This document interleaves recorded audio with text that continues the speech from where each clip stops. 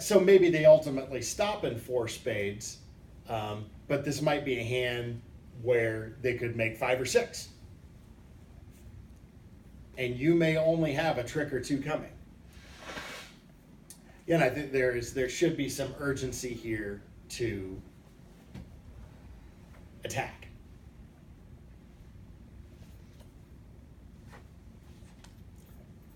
Because any tricks that you have coming, you may need to get them off the top. Once you give up the lead, you may never get the lead again. They may be drawing trump and claiming quickly on this hand. So, we also want to attack if we think, and we don't always have this kind of indication.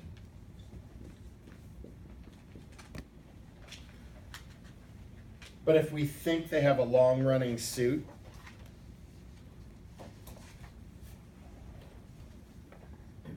is anybody here familiar with the gambling 3 no trump? Yeah. Doesn't come up very often, but you'll find a lot of people that play it, and it makes sense because we don't need a 3 no trump opening bid to show a big balanced hand. We can always start with 2 clubs when we have that hand, right? So what a lot of people do, as seldom as it comes up, but again, useful when it does, is they open 3 no trump typically when they have like a long solid minor and little to nothing outside. The common treatment for the gambling 3 no is like a 7 or 8 card solid minor and no outside ace or king. That's a very common agreement for people who play gambling 3 no. And the idea behind it is that, okay, I've got a source of tricks. Partner, if you have some stuff in the outside suits, and the thing about this is it's usually easy to tell what partner's suit is, right? Yeah. If you're the hand that might be the dummy, if you have honors in 3 suits and then like 2 little clubs or 2 little diamonds or even a singleton in one of those suits, you're like, all right, well, I can tell what partner's suit is. As long as you have at least one so that they can get to their hand. Sometimes you want to play 3 no. These are situations where you may not have the high cards that we think you'd want to have to play 3 no, but the tricks are there. So partner opens this so-called gambling 3 no, and then responder, you have to decide if your hand is adequate to sit for it, right?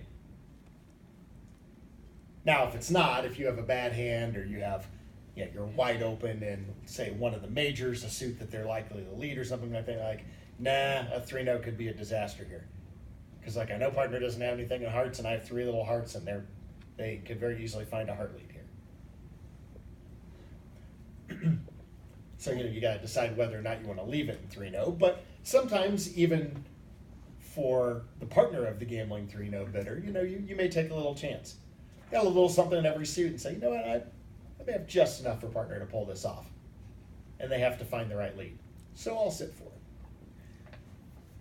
All right, you're on opening lead against this gambling 3 no. This is not a time to be passive. In fact, if you have an ace, even if it doesn't have a king behind it, that's usually a good lead. Because at least you are guaranteed to win that trick and get a look at the dummy and figure out if you need to continue or switch to something else, right? That would be an attack. Now, we don't think a lot of times, at least hopefully not, suits or no trump. We don't think a lot about banging down an ace on opening lead if partner hasn't bid that suit and if we don't have, or we don't have the king behind it, right? This can be a really bad lead. By the way, I had this discussion yesterday after the game in Castle Rock. I was trying in vain to convince someone that ace doubleton against a suit contract when your partner hasn't bid the suit is one of the worst leads in bridge. It's something you see a lot of novice players do. I would hope that you would get away from that. It's usually a terrible lead. And that's because when you have an ace and you don't have the king, you want it to be covering an opponent's king or queen. You are trying to get other cards promoted, right? The old saying is aces were meant to catch kings and queens, not deuces and trades. If you lead your ace, everybody else at the table plays small, right? The ace doesn't cover anything. It doesn't promote anything. And when your partner has something like a jack or a 10 or even a 9, As long as that ace covers an honor, we start getting these cards promoted, and those cards may be in partner's hand. So normally we would think of, hopefully, staying away from that lead. But there's some situations that call for it. Now, what if you don't have an ace to lead? Now you may have to do some guesswork, right? Maybe you have a king or queen and you need to lead away from it. You don't have it. Of course, again, if you have a sequence, fine. King from king, queen. So this is an attacking situation. There aren't necessarily a lot of auctions where we get the indication that there's a long-running suit.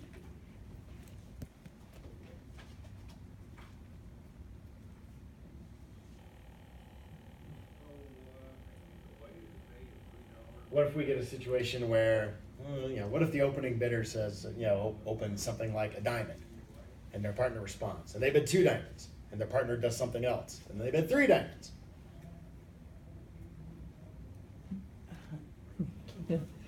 All right, well, so,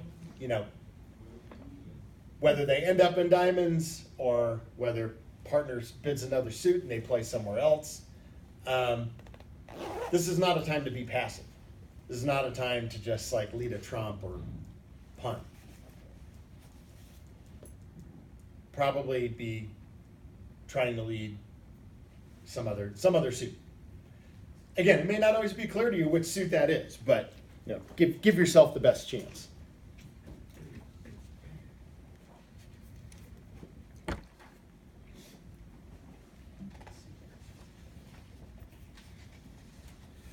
So those are just kind of some general ideas, and then you will, as much as I would love to give you more examples and more details, there's a lot of this stuff in the book, and so I do recommend it. I do want to talk about some passive stuff. Does anybody have any questions on this? Just on kind of things that we look for to attack? Yeah, Kurt, on number 6 here on this dirty basket, can you give an example of that? What is 6? It says when you have a choice of cards, choose the one that makes life easiest for partner. That would mainly apply to signaling. And I know you came in after the kind of opening announcements. That's kind of for the road. We're not covering stuff on that today per se. That was just kind of a little packet, kind of a for your own time defensive reference thing. But yeah, anytime when you are signaling,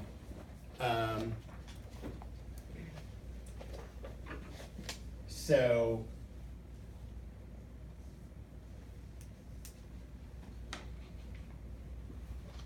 you hold that in a suit,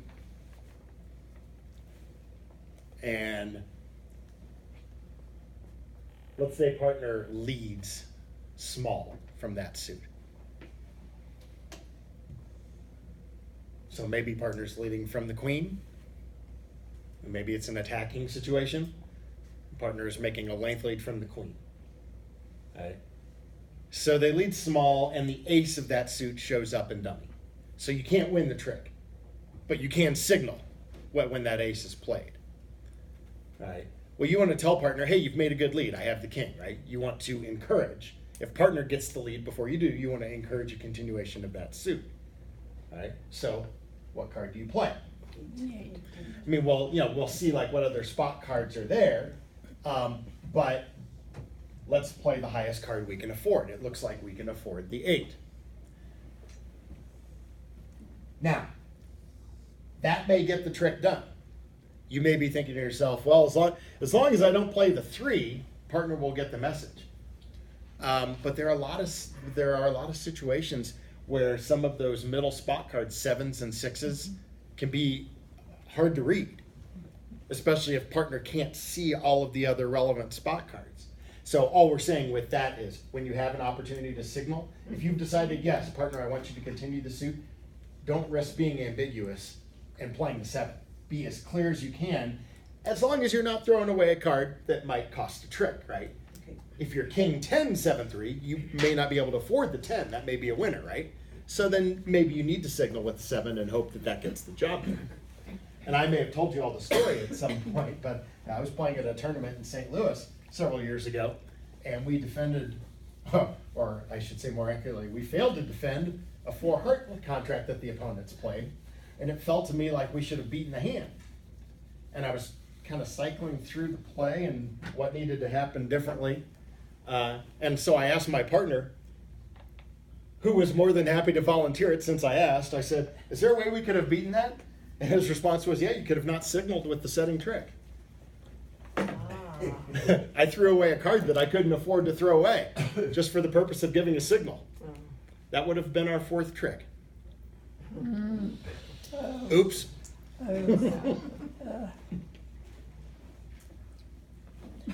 Is that why you play upside down now? Yeah, I mean, I've always liked upside down anyhow. So the contrasting idea is defending passively. And all passive defense means is that you are trying to, both on opening lead and possibly as the hand continues, is to not give away a trick. And if you can just make a lead that doesn't give away a trick and make declare do all the work, you are more likely to come to tricks on defense that way.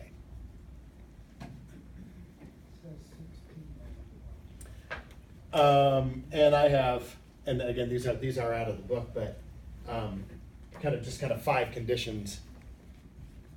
Is this in suit contracts as well?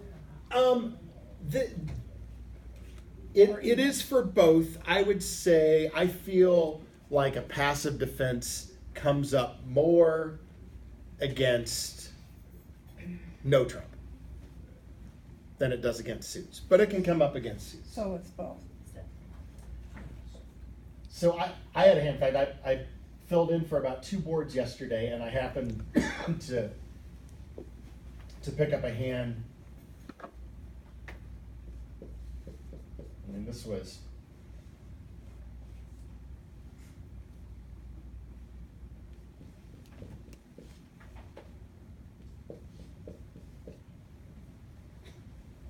everybody's favorite hand to lead from. I had 4 triple 3 shape, and I had 3 kings. The only suit I didn't have a king in was the club suit.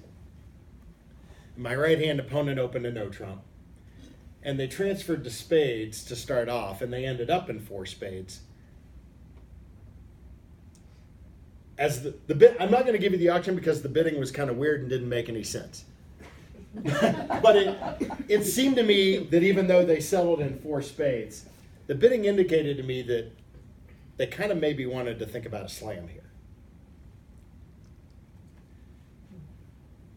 The bidding seemed pretty aggressive. All right, well, if they're thinking about a slam, and I've had a no trump opening on my right, and I have 3 kings,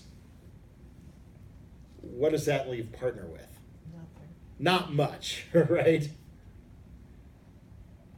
So I'm trying to figure out, well, what's the best lead? And if I didn't have the 10 of spades, I might have led a trump. The problem is there's room for partner to maybe have a jack or something over there. And if I led a trump away from my king 10 and partner had the jack, this could actually cost a trick. We might have a second trump trick. So I didn't want to lead a trump away from the king. King little, I would have been much happier leading a trump. King 10 little, I didn't like. On the other hand, leading from the king of hearts to the king of diamonds wasn't very attractive either. This is almost certain to blow a trick, right? Partner's not going to have an ace here. So what did I do? I ended up leading a club. And it might have been, I may have led the middle one, I don't remember. This actually ended up being as good a lead as any. The only reason I was a little reluctant about the club is that after transferring, my left-hand opponent had bid clubs, but it was unclear whether clubs was actually clubs or whether it was, he told me it was a Q bid.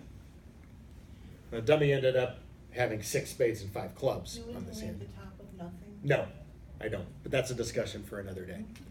I do not lead top of nothing against suits. That means you have a doubleton or a singleton and you're trying Oh, for a rough. Yeah, that's the danger with it. I lead top of nothing generally only against no trump. But the idea was here, okay, they're thinking about a slam. I don't want to give anything away. I'm going to go passive. So it looked like a club was the most passive lead. Rather than guessing which king to lead away from, even if one of those leads was right, it was wrong. So that's, and I mean, hopefully you're not cursed with having to lead from hands like that very often, but it does happen. But so contrary to what we talked about,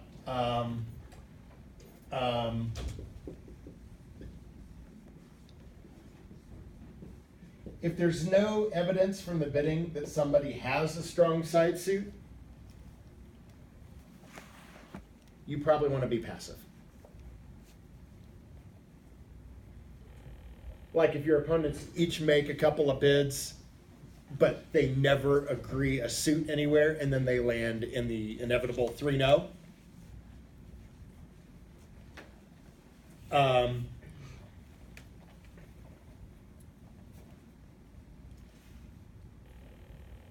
Sometimes that's a good time to go passive, and even passive in the case of no trump, passive rather than your more standard 4th best that you think of leading against no trump.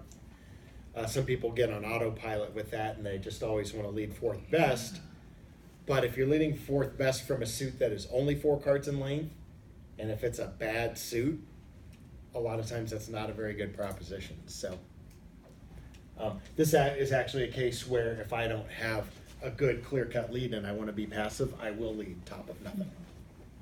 So sometimes, if my club holding is like 8-6-5 or something like that, maybe it's a good time to lead the 8 of clubs. Looks like it's the least likely to give anything away. And then by leading big in that situation, partner will recognize, oh, this can't be 4th best. If you're leading small and it looks like it's from actual length, then then it probably is a 4th best against no trump, right? This, I think, really, in some ways, is maybe the big one.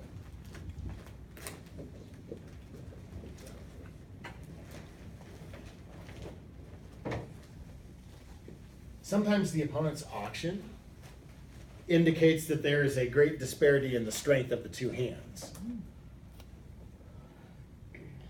And so if you're on opening lead and the person on your right has opened 2-0 or 2 clubs, or they have opened in a suit and jump shifted, a lot of times this is a good situation to be passive because you are leaning into the strong hand. We can even make this argument for a 1-0 opening. I mean, we do consider, we do call it 1-0 strong, right? So even leading into a regular 15-17 no trump, especially if your left-hand opponent hasn't said much, like maybe like they didn't get to game. 1-0 all pass. 1-0 or maybe 1-0 maybe they invite and they don't get to game. But there's a disparity, right? We have 15-17 on our right. We have maybe 8 or 9 or fewer on our left. So you want to be careful here, leading away into the strong hand. You want to try and make the lead that gives nothing away. When I'm defending no trump, there have been times where I've made like a top of nothing lead, and dummy showed up with king queen little or ace king little of that suit or something like that. And as soon as the dummy hits, I'm like, great, I love this lead. I gave nothing away. Make declare do all the work, right? I mean, if you lead a spade and the dummy shows up with ace queen X of spades and declare has king jack 4th of spades in hand, you've given nothing away, right? Those are 4 tricks that they are always entitled to. you have given them zero help. And that's your mission when you defend passively. Don't give them any help. Just give them a trick that they're always winning.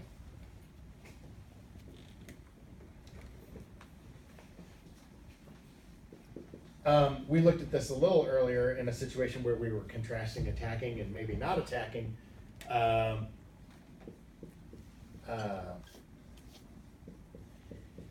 If you think suits are breaking badly for your opponents, or that they are perhaps in a misfit hand,